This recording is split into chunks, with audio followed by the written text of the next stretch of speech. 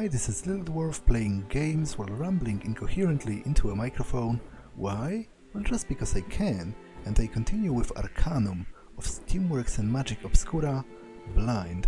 I'm here in the elven city of Quintarra, and last time I solved a problem with humans trying to lock down the elven sacred grove, so let's talk with Raven, who is a daughter of the Silver Lady, the Queen of the Elves, and report that fact. Ah yes, you again.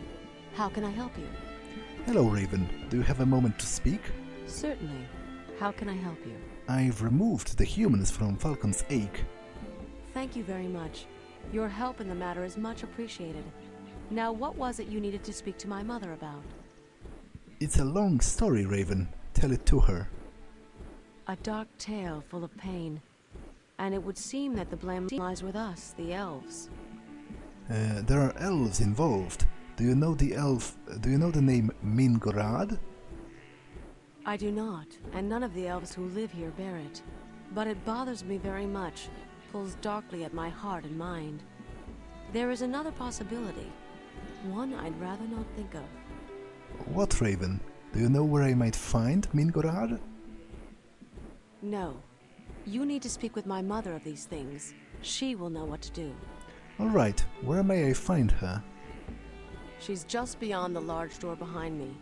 But be warned, my mother is a magical being of great power. Her spirit swims in the flow, and sometimes she is more of that world than this one.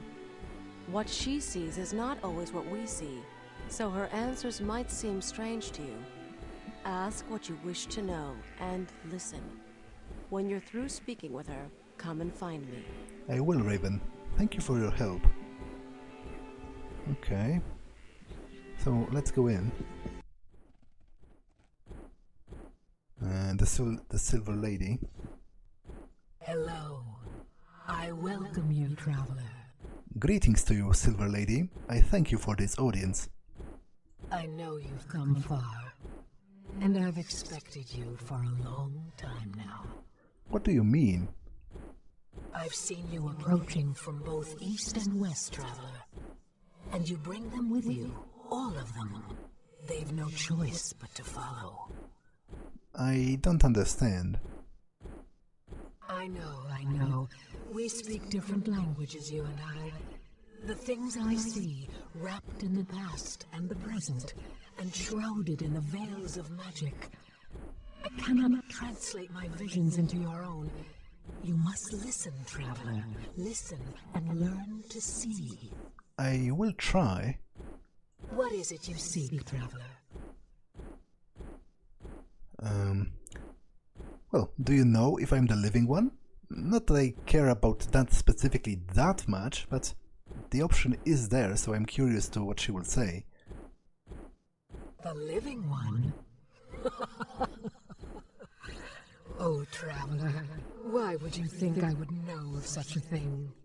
It is a prophecy. I assume you can see what is to come.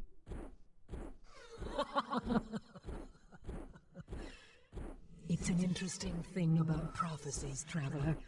They're no clearer to one such as myself, living both in and out of the stream, than they are to you, walking the shore.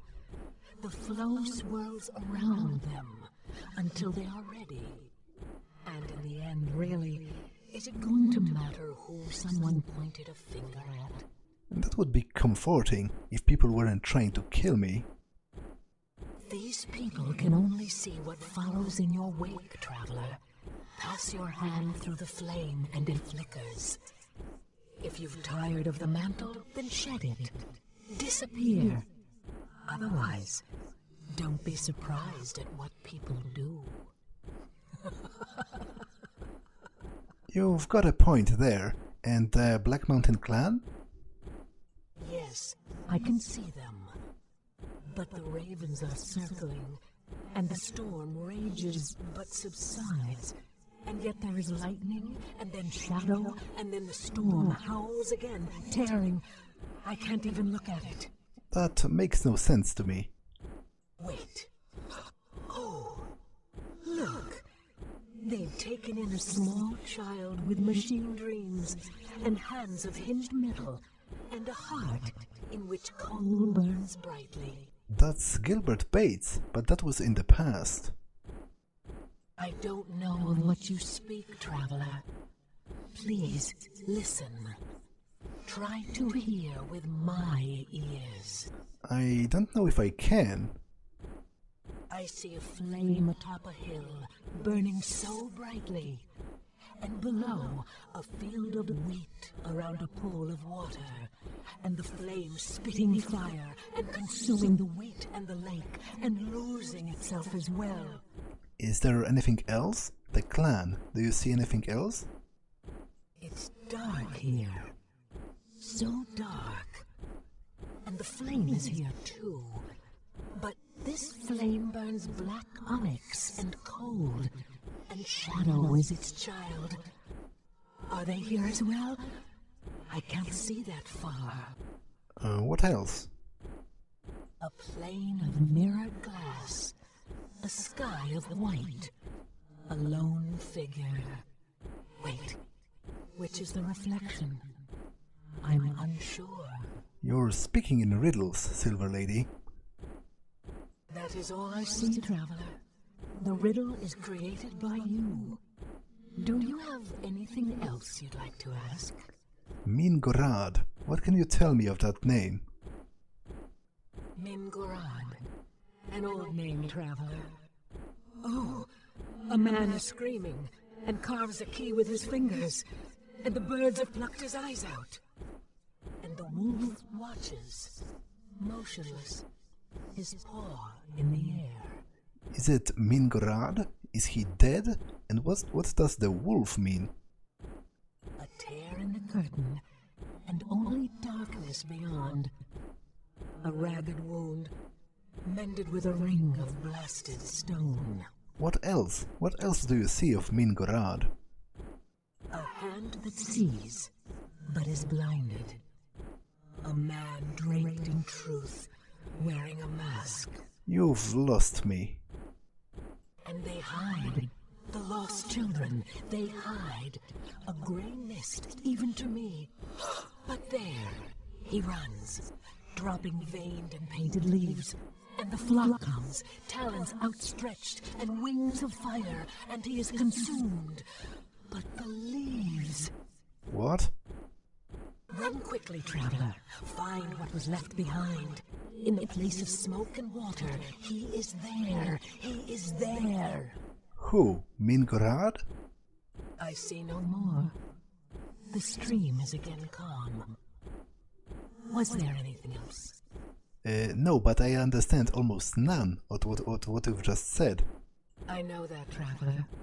But I also know that clarity is often the child of time. Your answers lie both in front and behind. Make sure not to overlook one for the other. Characteristically cryptic, dear lady.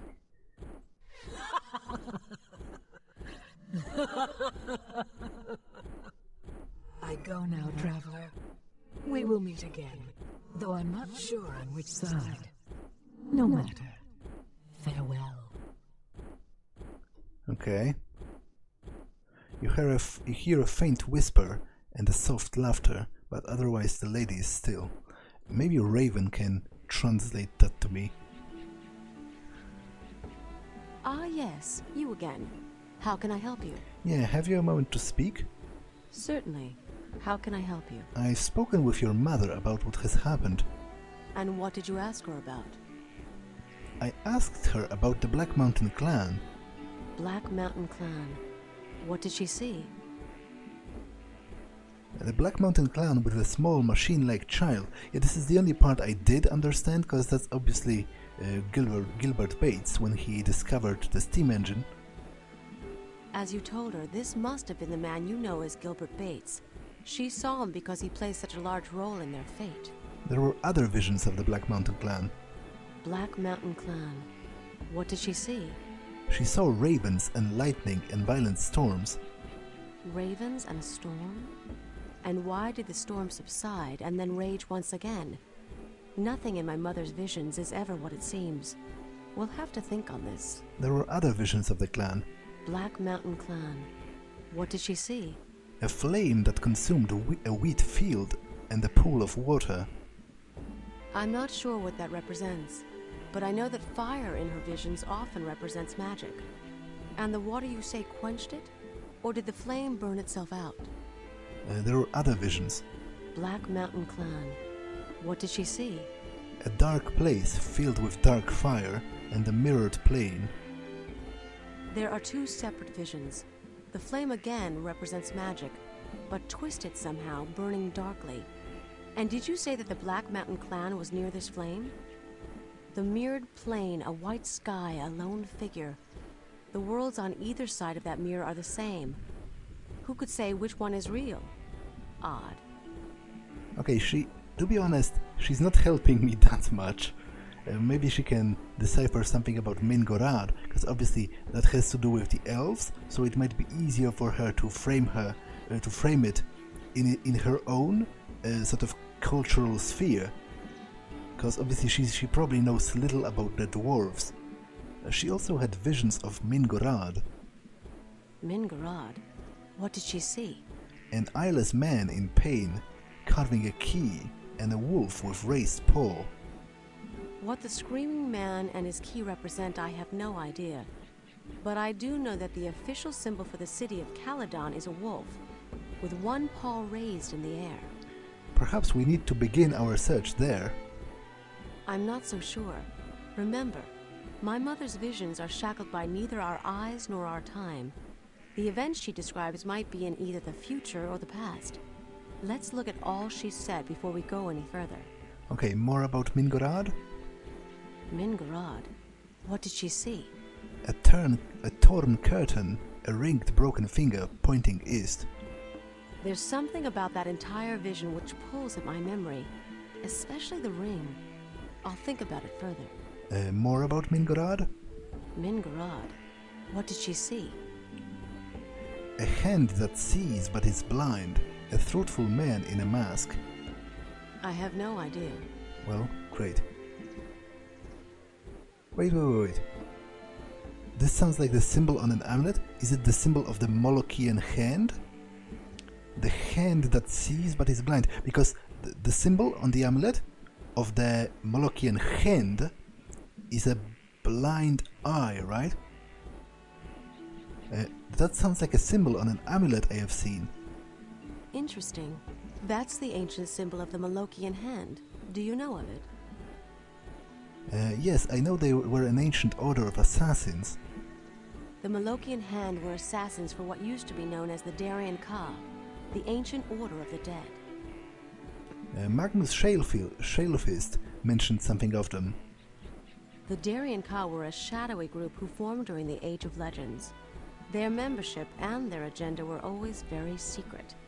I know little about them beyond the most cursory knowledge, but there have always been rumors about who they were and what they were doing. And their connection to the Molochian hand? As I said, the Molochian hand were their assassins. From what I remember of what was written about them, the hand was ejected from the Order of the Dead on grounds of doctrinal differences. There was a small struggle, and then the hand disappeared. There are always rumors of its reemergence, but from what I know, that's all they are. Rumors. These amulets and the attempts on my life might say something different. I agree, but I don't know why they would be involved in this business. Very interesting. What do you think the vision itself means? I don't really know, although it would seem that perhaps they are being misled. Blindness in my mother's visions is sometimes associated with deception. As far as the man in the mask was draped in truth, I have no idea. Other visions of Mingorad? Mingorad? What did she see? Lost hiding children. A man runs from them and drops leaves. This one is the most interesting of all, and it seems that my fears may have well been correct. Why, Raven? What do you think it means? Do you remember when I told you that the name of Mingorad bothered me in some way? Well, I believe that may have been so because Mingorad is a dark name. What does it mean, a dark name? A dark elf name. Do you know of the Dark Elves? I've heard very little of them. Could you elaborate? It's a long story. But sometime during the Age of Legends, many years even before my mother was born, there were a group of elves who separated themselves. There were philosophical differences, and they were no longer welcome in our forests. Those elves became what we know as the Dark Elves. And what were the differences? They believe that this world and all of its races are subject to elven rule. They believe that elves are superior because of our close connection to nature, our power in the ways of magic, and the longevity of our physical form. They see the other races as bumbling children who need our guidance, regardless of its severity. And you? What do you believe? I believe... Well, let us say that I don't always see eye to eye with those in Quintarra concerning the rightful place of the Dark Elves. My role here is as protector. I will do so regardless of the cost. And the other elves here, what do they believe? The elves of Quintarra, in fact all other elves, believe that everything and everyone has a rightful place in the experience which forms this reality. Elves feel that very little, if anything, ever happens that isn't part of the natural progression of that state. They feel no superiority because of their advantages. That is just the role they have been picked to play. Do they see the Dark Elves as violation of that order? Unfortunately not. The Dark Elves are seen in the same light as everyone else. They have the role and they are playing it. You say unfortunately. What do you believe? I feel like I asked that already, but maybe in a bit of a different way, so maybe she will elaborate more about her views on the Dark Elves specifically. I believe... Well, let us say that I don't always see eye to eye with those in Quintarra concerning the rightful place of the Dark Elves. My role here is as protector. I will do so regardless of the cost. So it seems she's more hostile towards the Dark Elves, because according to what she said, most elves don't really mind them, like they accept that they have a different opinion of things, but still feel like they have the right to that, and let them live in peace wherever. But she seems a little more bitter about it. I see. Let's get back to your mother's vision. My mother's vision of the lost children was referring, I believe, to the Dark Elves. They were hidden from her because they are hidden from all of us. Through magic and isolation, we've not seen where they live for almost 500 years. And who was the man running from them? There was a man many years ago who had come to the Glimmering Forest to study the elves, and I remember that he was very interested in the Dark Elves especially. There were rumors about his capture by them and an escape. Who was he? As I said, he was a researcher. A strange little man, a bit overdressed, but kind-hearted and very intelligent. I was young then, a mere 160 years old. He was the first human I'd ever seen. She smiles slightly. Do you remember his name? His name? It was a long time ago. But I remember because he said it so often. I think humans just like hearing the sound of their own names. Terwilliger. Dr. Renford A. Terwilliger. I can hear him saying it even now. What were the leaves that he was dropping? I don't know. It almost seemed in the vision that the flock who consumed him were more interested in the leaves. And my mother even said to find what was left behind, these leaves might very well be what we're looking for. What is the place of smoke and water? She could mean almost anywhere. But if I were to make a guess, I'd say she was talking about the human city of Tarant. It lies in the Gulf of Morbihan, and its, what do you call them? Factories are always belching smoke into the skies. That and I know that Terwilliger was from there. Oh, so is he from the university? Because he had the title of a doctor, right? Well, what now? You have a place to begin your search, my friend. It would seem that if you need to find this Mingarad, you're going to need to find the village of the Dark Elves. The only person who might know where they are is Renford A. Terwilliger. He may or may not be in Tarant, but it's a good place to start looking. Then I will find the Dark Elves. To Tarant shall I go? You impress me, my friend. Few are those like you who would take this burden upon themselves. You've earned my respect. To be honest, I don't like any of those responses, because this makes me think like makes me seem like I don't care, and I do. I want to help people, This makes me think like I am smitten with them, I mean with her, and like I don't know, like I'm also very grateful for her attention or whatever, and I'm not really, but this makes it seem like I'm rude and I don't care about what she wants or has to say, and that's not true either. So I think if you have to err, I would say it's safer and actually better to err on the side of more politeness as opposed to less, so I will choose this. Your respect makes it all the more worth it. Thank you for the compliment. Looks like we're going to be good friends. Return to me when you found the Dark Elves and tell me what you uncover. We'll have much to discuss when you return. Okay, I will return when I know more. Goodbye. But I do wonder, if I take a look at my quests, is the quest with Yoramon botched already?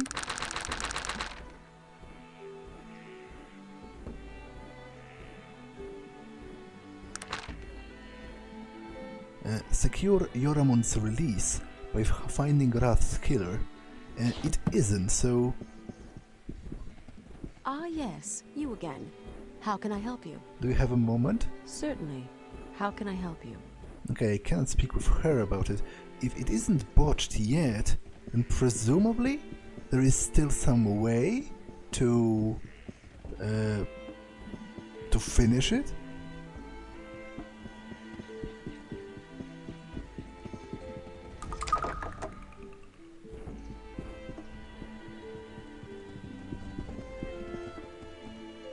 Greetings, Fawn. May I have a moment of your time? Okay, nothing here. There is a vase in Sharp's house. Maybe if I could somehow pick the lock to that. Have you a moment? Nothing from her. Maybe I could find some evidence there. Normally I wouldn't, wouldn't break in, wouldn't consider it, but obviously now probably Yoramon's life hangs in the balance if they do practice capital punishment. So might I impose on you for a moment? Okay, so nothing here either.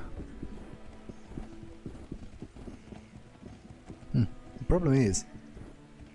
Oh, how may I serve you?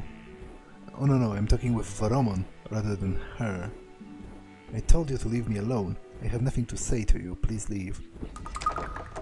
Yeah, I'm pretty sure if I try to pick this in her presence, she's going to attack me, right? So that only seems fair. Not to mention, I am too weak to... I mean, I have too weak of a skill? Yeah, that's what I feared is going to happen. Does she even have the key? Well, obviously that's not acceptable for me. Well, maybe I will get better lockpicking sometime later, or maybe she will reset if enough time passes. Maybe she will forget that she was... Frick, I don't want to do that. Maybe she will forget that she was angry at me. Obviously I will need to return later once I've talked with the professor in Tarant. Because I don't know what else could I do.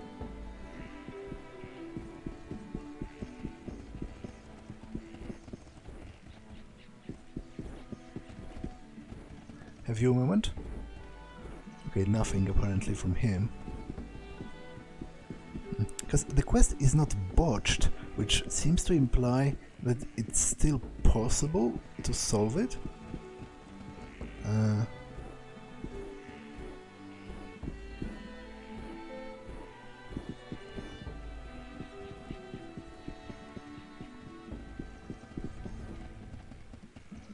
So hopefully an opportunity will present itself later.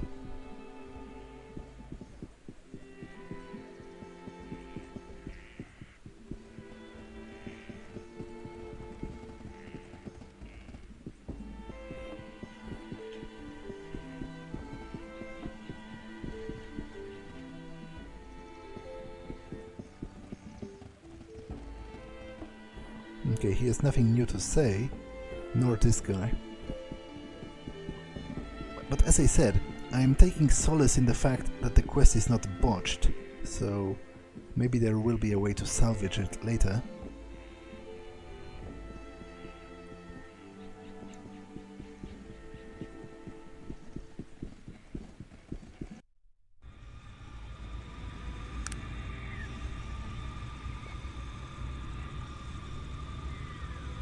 Okay, let's travel back to Tarant. Okay,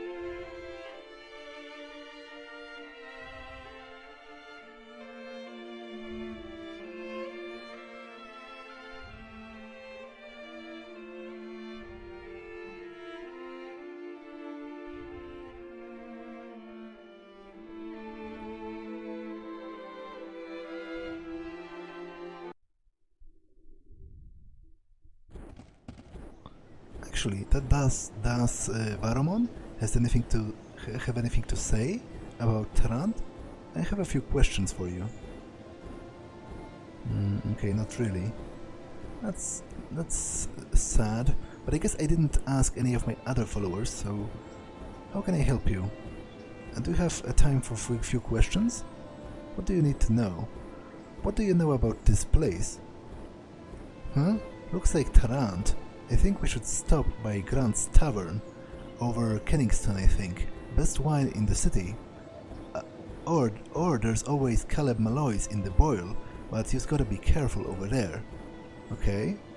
What about you? Because I don't think I ever asked them. What is it that you want of me? I have a few questions. What can I answer for you? What do you know about this place? Tarant? I don't know much about the place. I don't much like cities. Always feel so crowded, hedged in. I'd rather not say any more about it, really. Looks uncomfortable. Is it because he was raised on the streets of Tarant? Maybe he was part of a gang in the Boil or something. Okay, what about you, Magnus? How can I help you? I have a few questions. What do you need to know? What do you know about this place? This is Tarant, my friend. Can't say as I know much about it. I do know that if you need to find someone in particular, you should stop by the Hall of Records. When I was looking for Peace Schuyler and Sons, that's what I did. Oh, that's actually a pretty great piece of advice. I am going to do exactly that. Because it's actually easier than going... Yeah, Hall of Records, and going throughout all of the university buildings. If he is there, then I assume they are going to tell me. And if he's somewhere else, or dead, after all... Wait. Yeah, right, he would be dead, probably. Because Raven said that she met him when she was very young, and she said it in a way that would imply that was quite some time ago.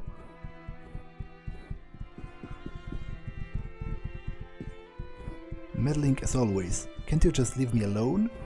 Perhaps, madame, you could answer a few more questions. Of course, sir. I am at your service. Are you able to help me locate an individual? May I have the individual's name? Renford A. Tellingwer. The clerk begins looking through the record. Wait. My apologies, sir. There doesn't seem to be an individual of that name in Tarant. I was told he could be found in Tarant. Sadly, the census is not 100% accurate. Perhaps it would be wise to check some earlier records. Yes, maybe we should. Sir, how far back do you wish we inquire? 50 to 100 years. The clerk begins looking through the record. Oh, good news, sir. Renford A. Terwingler, human, born unknown, died 1804 here in Tarant. Well, this would explain why we were unable to locate him living in Tarant. Do you wish me to retrieve his obituary? Yes, please. Begins to look through their archives. Ah yes, here we are. 5th of November 1804, Renford A. Terwingler, author of Tsen-Ang, Horror Among the Dark Elves, was found dead in his home today. His death appears to have occurred among mysterious circumstances. The authorities are calling for further investigation. Oh my, what a dreadful incident. Can I ask more questions? Okay, so apparently he has written a book called Horror Among the Dark Elves, and obviously if he was captured by them, then he would presumably know where to find them if he escaped afterwards. So I need to locate the library and inquire within about you know, a copy of the book. So I do believe library is a part of the university grounds. Yeah, Library of Tarant.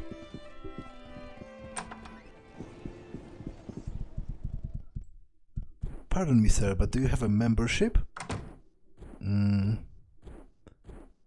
Where am I? Well, I know it is the library, but I want her to reiterate that for me, because maybe something interesting will come of it.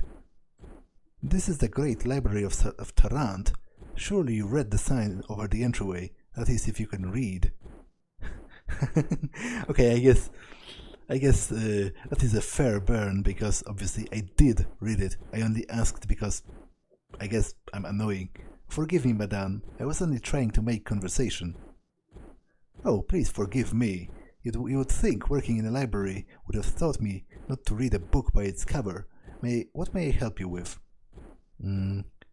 Please, could you tell me a little about your facilities? This is the Great Library of Tarant. It was created 60 years ago when the king chose to make an extensive library available to the public. King? Tarant has a king? Tarant no longer has a king. This is a heartbreaking tale. Some would say that when technology came into power, it was the king's desire to industrialize Tarant slowly. Others thought the king was holding technology back from its people.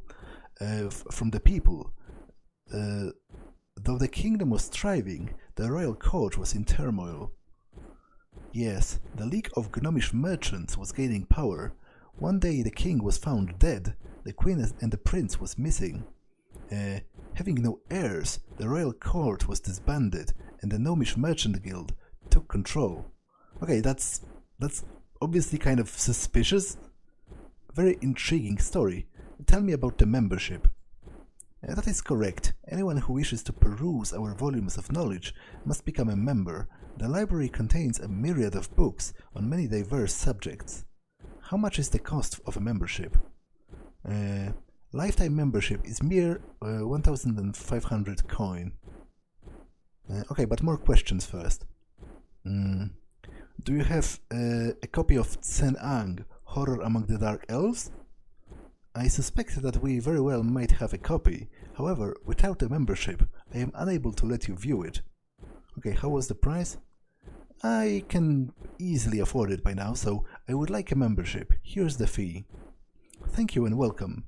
All of the books in the library are free for you to peruse and borrow. Okay, so do you have a copy of Tsen-Ang, Horror Among the Dark Elves? Sounds spooky. Does the library have it? Do you know who the author would be? Renford A. Terwingler. Have a moment. I'll go and look. Okay. I'm sorry, sir. I was not able to find Tsen-Ang, Horror Among the Dark Elves, but I found another book that might be of interest to you. What book would that be? The book is titled The Curse of Tsen-Ang. It appears to be a book about the one you are searching for. Sounds interesting. May I check it out? Of course, sir. She hands you the book. Thank you. Okay. Anything else? Nope, not for the moment. Can can I actually read any books that are on the pedestals? It appears I can.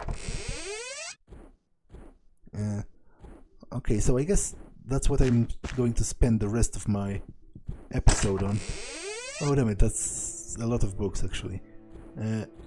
Like, I don't mind, I mostly mind the fact that I can't store them all.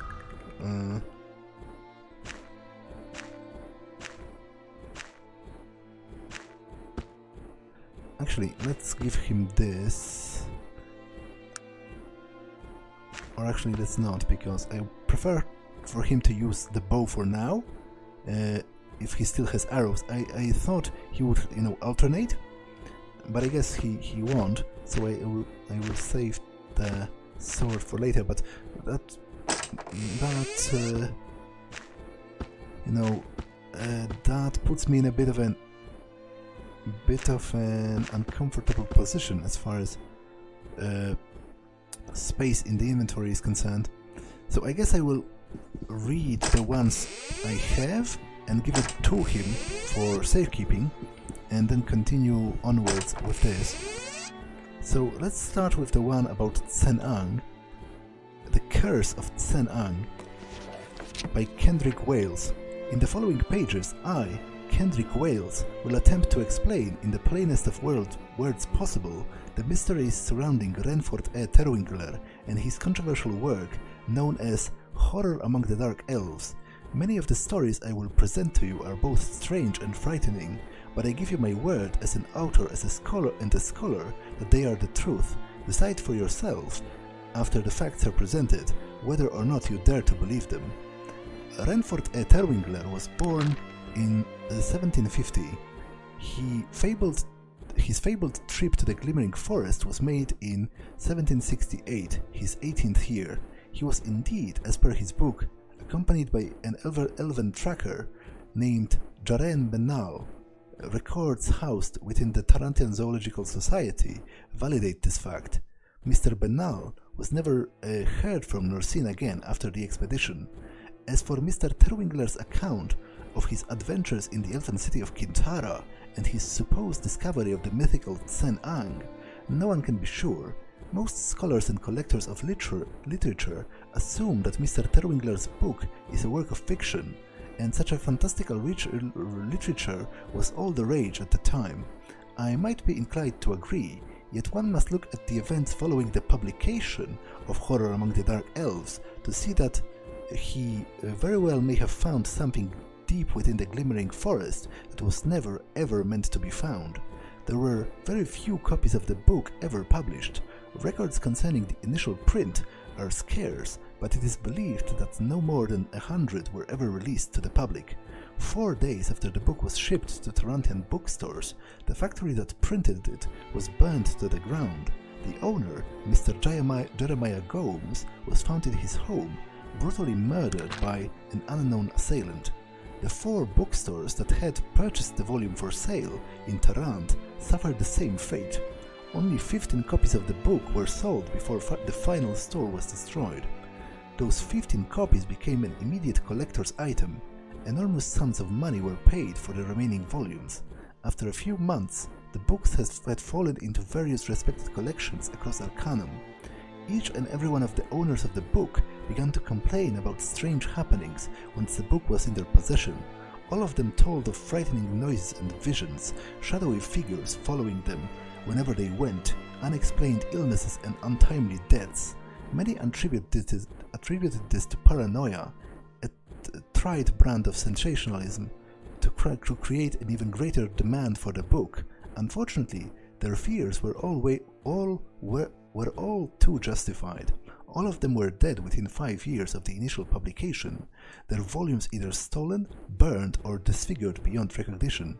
Indeed, they had suffered what came to be known as the Curse of Tsen-Ang. Mr. Terwingler, strangely enough, lived a relatively long life, cursed in his own way to witness the evil fruit of his labor. He saw himself as the cause of those horrors, and wrote extensively of it within his memoirs. The following is an excerpt from them only days before he died in his sleep. I will never forgive myself for what I have unleashed upon the world. Had I the courage, I would travel to the glimmering forest and unleash holy vengeance upon those evil creatures that have plagued our fair lands and its peoples. Alas, I no longer have the strength nor the power, and now there is only my own end that I pray for every day. Until just a few short months ago, it was thought that no remaining copies of Horror Among the Dark Elves exist. After an exhaustive investigation, I have found that is not at all the case. The last known copy of the book, owned by the famed book collector Mr. Philip Misk, was thought to have perished with its owner in a fire almost 50 years ago. Now, with evidence presented from a reliable source, I have discovered that Mr. Misk's son, Victor Misk of Caledon, still has a copy in his possession, hiding it for fear that the curse will visit his family again. I pray that the evil let loose in the glimmering forest has finally been put to rest, and I pray that Mr. Misk and his family avoid the fate that has befallen every other soul who has challenged the curse of Tsen-Ang. Okay, that's definitely kind of horrifying and spooky. I guess it's the Dark Elves killing everyone. It's the Dark Elves killing everyone to preserve the secret of the location of their town or something, because Raven said back in Quintarra that they've lived in isolation for over 500 years, so obviously they care a lot about the fact that nobody knows where they are. The history of the Isle of Despair. Okay, how many books are there left? 2 over there and 4 over there. Okay, so I guess I am going to spend the whole next episode reading books, probably, which I don't mind. This one was quite interesting, in fact. History of the Isle of Despair. Geographical and magical properties of the Isle of Despair. A brief history of the dreaded penal colony by Sir Isaac Trush, Esquire. It has long been debated as to who first discovered the peculiar properties of the Isle of Despair and how it came to be used as a prison colony. There are historians who attribute this discovery to the first master mages of Tula. Others believe that the elves found it first during their journeys before the eventual building of Quintarra. In any case, it is well documented that the Isle of Despair has housed Arcanum's more diabolical social element for well over 400 years, and that it is a perfect environment for that element due to both its geographical and magical properties. Geographically, the Isle of Despair is perfect for housing criminals and derelicts. Being that it is surrounded by water, with the nearest coast almost 1,000 miles to the east, there is little danger of inhabitants swimming to the mainland. The isle itself is situated between the strong ocean subcurrents. Consequently, the waters around the island are invariably rough and violently crash upon the rocky shore both day and night. Massive whirlpools are known to appear suddenly and without warning. There is an account of 3 Ashburian merchant ships being swallowed by one of the whirlpools in 1783. But this is not the only geographical characteristic of the island that makes it the perfect prison. Inexplicably, the island seems to negate certain types of magic practices, but most importantly those of conveyance college. Mages find it impossible to teleport themselves from the island's surface to the mainland. Various theories have been postulated concerning this phenomenon. Some scientists believe that the island itself sits upon the massive vein of mithril ore. Mithril, having the ability to harbor magical flows, might just be the cause behind the most curious distortion. Archaeologists have theorized that the Isle of Despair might have once harbored an ancient civilization that used an early form of technology, and that the ruins might exist beneath the island's surface to verify that fact. Both theories are scientifically sound, but none has yet been proven. Regardless, The Isle of Despair will continue to harbor our sulfur convicts until the day comes when when its vagaries are no longer sufficient, or until we, as a society, no longer have the need for it. Okay, that's cool that they took the time to explain, in some way at least, why the prisoners can't just teleport off the island, because obviously that would be a huge flaw. Orcish question. Okay, that sounds vaguely racist already. It has 2 tomes, so I would prefer to read that in one episode, because obviously it's one book in 2 tomes. So instead I will, I guess, read, because I still have around 10 minutes in this one, so I will read The Hunters Hunted. Hunters Hunted by Eli Baskier. When I approached the Vermilion station, my case full of schematics, I paused briefly, as I have many times since the first coming to the city of Tarant 5 years ago. I never have ceased to appreciate its size and splendor. Grinning mildly, I moved to enter the station, passing through its courtyard and fountains. I had to remind myself not to loiter about the beauty of Vermilion's statuary, for I had a train to catch, not more than minutes until it arrived. Passing through the doors of a great station, I became aware of a disturbance behind me. A man, dressed in an ill-fitting jacket which the sleeves had been cut, was running through the courtyard, waving his arms about and causing a scene. As the man approached, short of breath, it became apparent that I was the object of his exertions. "Excuse me, sir," the man puffed out, leaning over and clasping his knees. "Been chasing you through the whole bloody city." "Chasing me?" I asked, shocked. "What have I done to earn the attention of this ruffian?" "Yes," he said, huffing and coughing for a final time before straightening up. "I've been chasing you. I notice you're a practitioner in the devices of technology, isn't it?" I was taken aback as to how this complete stranger knew of my background in the field of technology, yet I replied simply, "Yes, that is correct." He smiled a smile as broad as his face, until I was sure his skin was split.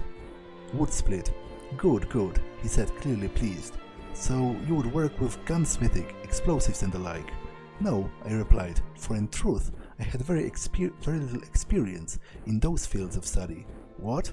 the man said darkly, no longer pleased. "You study technology, don't you? What do you know about it then?" "Therapeutics," I replied. "Discovering the effects of new substances we can create." "Like gunpowder, maybe?" the man asked, his mood starting to lighten. "Well, no, actually," I was forced to admit.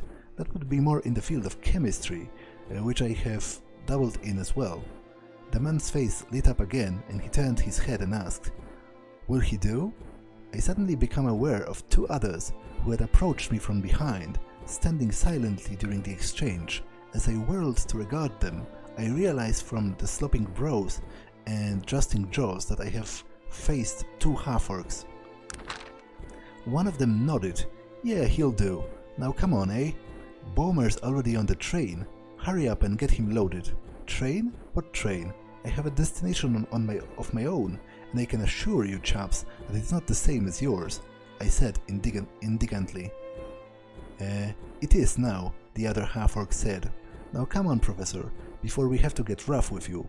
We promise we won't take up more than a week of your time. All we want is your professional opinion on something." He grabbed one of my shoulders and began to push me towards the train, while the other half-orc seized my other shoulder and did the same. I realized I should play along with these miscreants, at least for the moment, while they seemed to offer me no real harm. "Very well," I said. "Where are we going?" "Stillwater," the first half-orc replied. During the train ride, I was able to learn about my companions. The 2 half-orcs were Wilhelm and his older brother Klaus. They were loud and boisterous companions, possessed great physical strength. Baumer was an immense half-ogre of middling intellect, barely able to form a coherent sentence. The brothers spoke little of his background, only that they had found him hiding in an abandoned farmhouse. The human member of the group who had stopped me in Tarant was Jacob. He spoke little during the trip, preferring to let the brothers do all the talking. Not one of them would tell me their purpose, nor the reason for my going with them. Instead, they seemed to argue only about irrelevant things. They were silent now, though, as we disembarked near Stillwater to finish traveling by wagon. Stillwater was still as the name implied. It contained none of the loud, noisy bustle of Tarant, a growing and advancing city.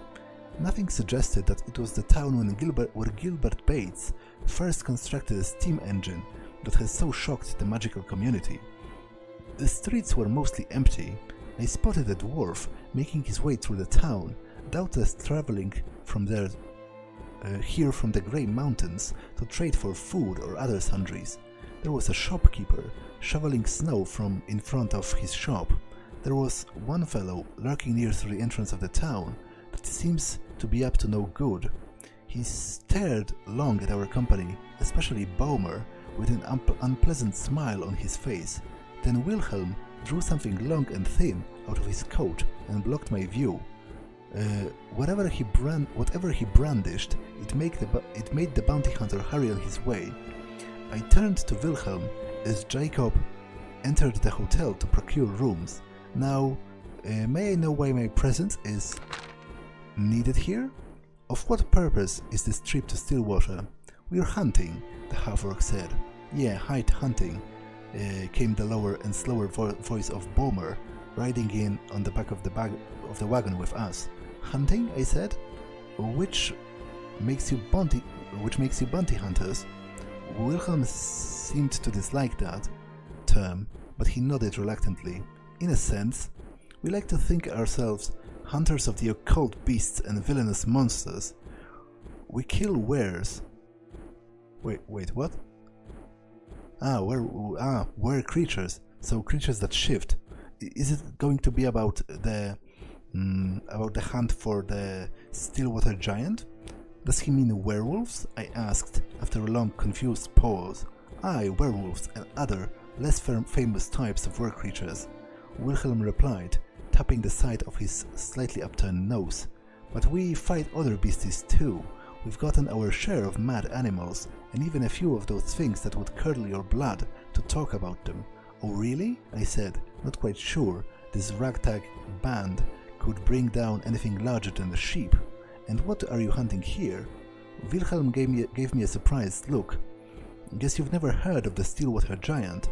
It is an old tavern tale here, but Jacob believes there's more to it. He wants to kill it. Frankly, I do too, on account of the damn thing being known to eat orcs. A giant? I had thought they were long extinct. What good am I against a giant? Wilhelm looked sheepish and cast his eyes to the ground.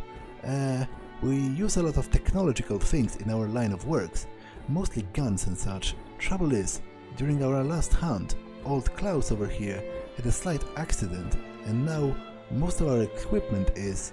That's enough, Klaus roared from in front of us.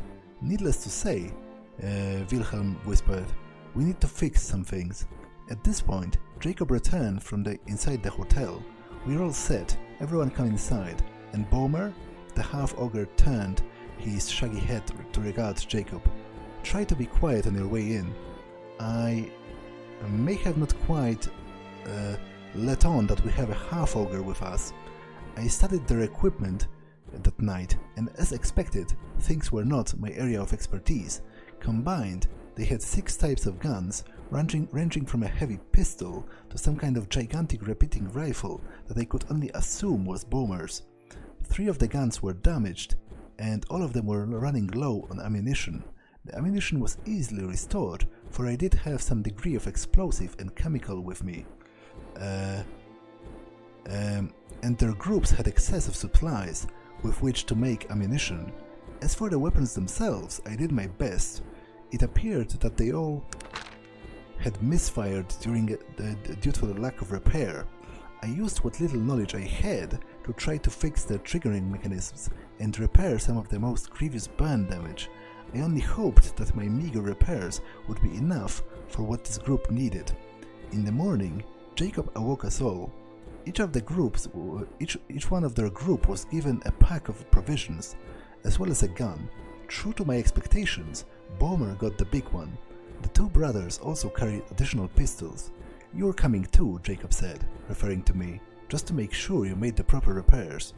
"That's all right," I said, only slightly annoyed. I might as well see the adventure through.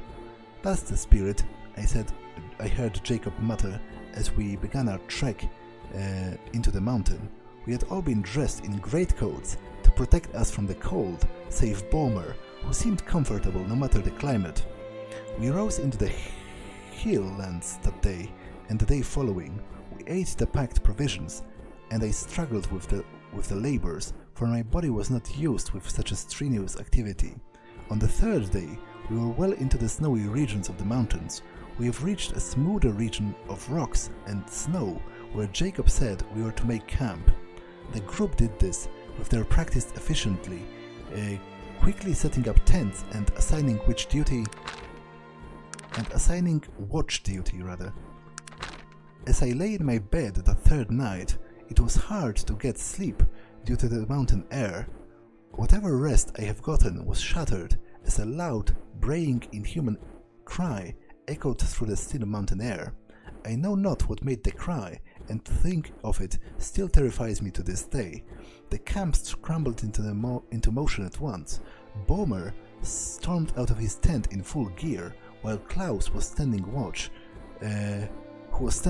was already prepared. Jacob and Wilhelm soon followed. "It came from there," Klaus said, pointing off into the night. I myself had been unable to discern the direction the cry might have erupted from, for it had seemed to originate out of thin air itself. They set off into the dark, and I followed, not wishing to be left behind. They moved over the sharp, treacherous rocks until Bomer held up his hand for them to stop. His ogre senses had smelled something. They all clutched their firearms tighter. Then something bright flashed furiously and exploded behind us. Wilhelm, who had been bringing up the rear, was thrown screaming into some of the more jagged rocks that littered the ground. I threw myself to my feet as the survivors wheeled and discharged their weapons into the night. It was horribly loud, and I was almost frightened enough to cry. I was unable to move as their weapons thundered, especially Bomer's repeating gun, which clamored like the horrible clattering of a demon. Spent ammunition shells clanked as they reached the ground. Then all was quiet. They paused, and Klaus went to inspect his brother, whilst Jacob moved to check at the area of the night behind us. "He's burned to death," Klaus said quietly. "Giants don't burn people. What manner of monster really lurks up here?" He stood and announced, his voice wavering slightly. "We have to move on. Jacob and Bomer, switch places." Bomer trundled over to where Jacob had been exploring, but from Jacob there was no response. "He's gone," Bomer said, confused. Something that might have been fear flooded Klaus' eyes, but it left quickly. "We're leaving him. Come on." It was almost too much to get to my feet and continue, but I did. We continued going further into the dark, and I was sure we would be lost. We were lost, rather. And then Bomer began to fire madly into the air. As I watched, something in the night shook him and threw him out of our light. Klaus sprang forward and fired his own weapon, which clanked as it jammed. Apparently my repairs had not been as good as I would have thought. Meanwhile, Bomer's shouts faded and his gun has been silenced. Klaus roared with frustration and fired his pistol above his head, all of his composure lost. "Come and get me. Come on out, you burning thing." His gun fired into the air. As I watched, to my horror, the bullets seemed to wobble and slow in the air. Only one thing destroyed the trajectory of bullets like that: a strong magic field. Something up here was very destructive and very magical. I did not wish to see what it was, and I fled blindly into the night. I heard all of Klaus's shouts until they culminated in one final scream. As I fled, though, I passed our campsite. Its fire almost burned out. In the distant shadows that it cast, I could have sworn I could see some enormous hairy creature edging its massive body into the light, but when I looked again, it was gone. I forced myself to believe it was only an illusion caused by the speed of the light, speed of my flight and the flickering of the dying campfire. When I returned to the town, I took whatever money I could find that the group had left in its rooms at Stillwater Hotel. Doubtless, they had expected to return triumphant and spend more days in the town as heroes. I planned to take the wagon and return to the train, where I could return to my beloved Tarant, as far away from these accursed mountains. As the wagon slowly pulled away from the town, I saw the bounty hunter who had grinned at the wagon during our first day here. He was conversing with another man, dressed only in light clothes, who wore a brimmed, floppy hat. As he talked, I saw him open a pouch and draw out a severed ear, a half-ogre ear. I realized coldly. He procured 2 more ears, smaller and less pointed. He handed the bounty hunter a large repeating gun that could only have been Bomer's. As the wagon moved by him, I heard him speak. That took care of the band of 3 half-men right for you. Their newfangled technology was no match for the good old-fashioned magic. I even salvaged their arms, just as you asked. Now as to my payment, the wagon pulled out of the earshot and it began to rain. The 2 men cursed and retired to the tavern to discuss their vile business. It had been a mage, I thought, as the rain fell upon my head, a mage with illusions, fire, force and other enchantments, but no magic I knew could replicate the sound I heard. And what had I almost seen in the dying firelight of our deserted camp? Why weren't there 4 ears? What had taken Jacob then? All I know is that there is definitely something lurking in these tall, snow-covered mountains near Stillwater, and it chills my blood to think of it. Okay, that was rather long, and overall not as interesting as I would have liked. I guess it touched on 2 kind of interesting subjects, which is first of all the Stillwater Giant, obviously, because he saw a giant shape and then it disappeared quickly, and as it turned out, because I found the real giant, it really did possess the power to shapeshift. So I guess that's what they've seen. But the other thing, and actually more interesting and more disturbing, at least to me, was the fact that apparently after the monster killed them, somebody took trophies from the bodies of the half-ogre and the half-orc and then sold them as if they were hunting down animals, which I believe says something about the way those half-breed races are treated in Arcanum, which is not great, to put it euphemistically. Yeah, I do believe that's the word. It's a little bit late in the day, so I might not be as elaborate as I would have liked to be, or as you read. But I do believe this episode was long enough, so I'm going to save, and I will continue reading all of the other books later. Yeah, there's a lot of them, so it might actually take the entirety of the next episode, but as always there are timestamps in the description, so you can always skip it if you find it boring. For now, let me save and end it here. That's all for this one, and I will see you in the next one. Bye!